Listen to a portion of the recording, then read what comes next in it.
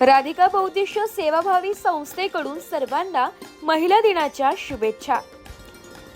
जगभरातील महिलांच्या हक्कांसाठी आणि समानतेसाठी लढा देणाऱ्या स्त्रियांना सन्मान देण्यासाठी दरवर्षी 8 मार्च रोजी जागतिक महिला दिन साजरा केला जातो।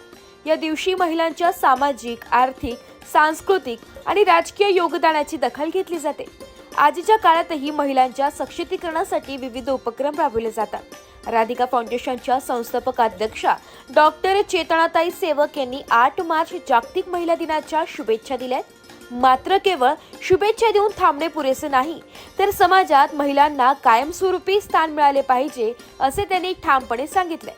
डॉक्टर चेतनाताई सेवक यांच्या मते महिलांना सन्मान मिळावा, त्यांच्या क्षमतांना वाव द्यावा आणि त्यांच्या प्रत्येक क्षेत्रात सहभाग वाढावा, यासाठी केवळ एका दिवसापुरते नाही, तर दररोज महिला सन्मानाची भावना बाळगली पाहिजे।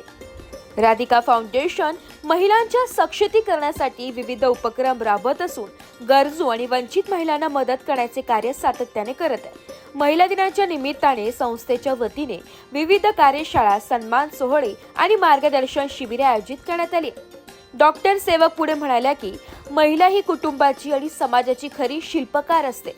तिला योग्य संधी दिली तर ती प्रत्येक क्षेत्रात मोठी झेप घेऊ शकते। त्यामुळे महिलांना समान संधी, शिक्षण आणि सुरक्षा मिळाली पाहिजे। त्यांनी सर्वांना आवाहन केले की महिला दिन फक्त साजरा करण्यापुरता मर्यादित न ठेवता समाजाने महिलांना प्रत्येक दिवशी सन्मान आणि न्याय द्यावा।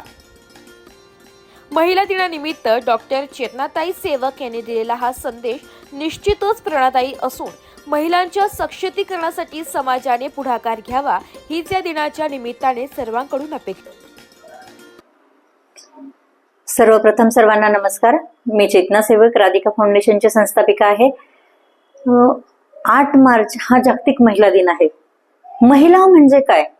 म म्हणजे ममत्व, ही म्हणजे हिम्मतवान आणि ला म्हणजे लावण्यवती। तर अशी ही महिला तयार होते की तिच्यात सगळेच रूप दिसतात, म्हणून तिला अष्टभुजा पण म्हणतात। तर अशा सर्व माझ्या अष्टभुजा महिलांना महिला दिनाच्या मी खूप खूप शुभेच्छा देते। आणि महिला दिन म्हटलं की प्रत्येकाकडे, प्रत्येक संस्था असो किंवा काही असो की तिथे महिलांना सन्मानित करण्यात येतं। पण मी असं म्हणते की फक्त महिला दिनापुरतं तिला सन्मानित करू नका, ती आहे तोपर्यंत तिला सन्मानित करत राहा। कारण की आपण बघत आहोत की कुठेतरी निर्गुण हत्या झालेली आहे। आत्ताच आपण बघितलं 2-3 दिवसापूर्वी की एका गर्भवती महिलेला तिच्या पतीने मारून टाकलं। तर हे सगळं चुकीचं आहे। मग तिला एकच दिवस का सन्मान देता ते तुम्ही? आयुष्यभराचा तिला सन्मान द्या, कारण की ती महिला आहे, ती तुमचं घर सांभाळते आहे। तर मी सर्वांना एकच नम्र निवेदन करत आहे, सर्व पुरुष वर्गांना किंवा सर्व महिला वर्गांना, कारण की दोषी फक्त पुरुष पण नसतो, ती महिला पण असू शकते।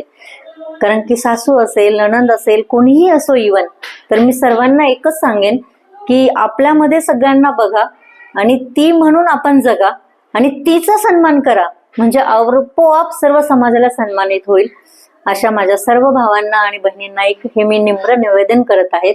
आणि परत एकदा मी सर्वांना महिला दिनाच्या खूप खूप शुभेच्छा देते। धन्यवाद। वृत्तसंकलन विभाग, नाशिक लोकशाही न्यूज, नाशिक।